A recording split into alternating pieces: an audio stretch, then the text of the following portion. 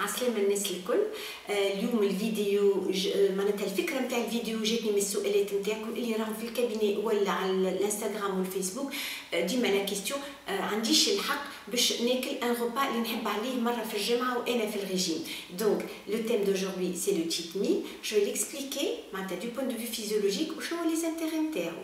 ما فما حتى تناقض مع الكلام اللي انا نحكيه في العادة. On a le droit de faire un régime et on a le droit aussi de se faire plaisir.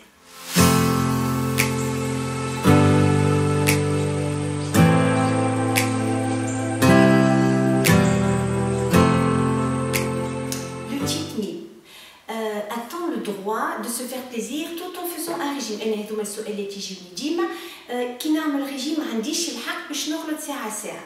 Donc est-ce que c'est une bonne ou mauvaise chose? Je vais vous l'expliquer. Notre corps il s'adapte à notre alimentation. يعني إلا كان on mange trop, on stocke trop, on stocke de la graisse. إلا كان on limite trop l'alimentation, le métabolisme interne il se ralentit et on نتعداو le mode économie d'énergie. Donc وقت اللي نقصوا معناتها on limite trop l'alimentation, نتعداو en mode économie d'énergie. Donc le métabolisme il se ralentit.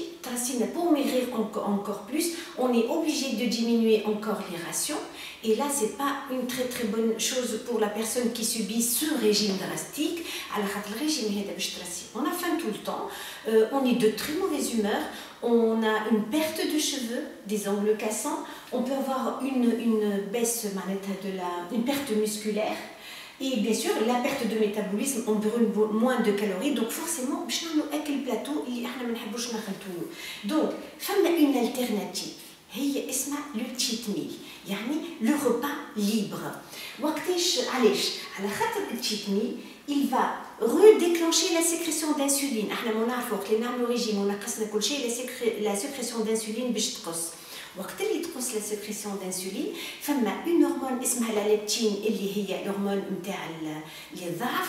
Elle n'est plus sécrétée parce que le corps il ne reçoit plus ما عادش en mode ماكله وalimentation. donc حتى الهرمون اللي ضعف تنقص. donc pour redéclencher la leptine يلزمنا on fait un cheat meal مش un cheat day خاطر نهار برشا علينا juste un repas un repas qui nous plaise une fois par semaine.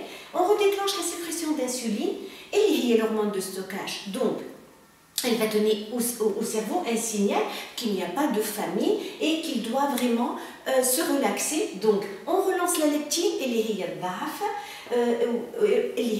elle va utiliser les graisses. Donc كما فسرت إلا كان نقصوا برشا على الماكلة البدن نتاعنا يتأقلم والهرمون اسمها ليبتين اللي هي تعاوننا باش نقصوا في الميزان elle n'est plus sécrétée على خاطر il n'y a plus de danger ما عادش ناكلوا برشا.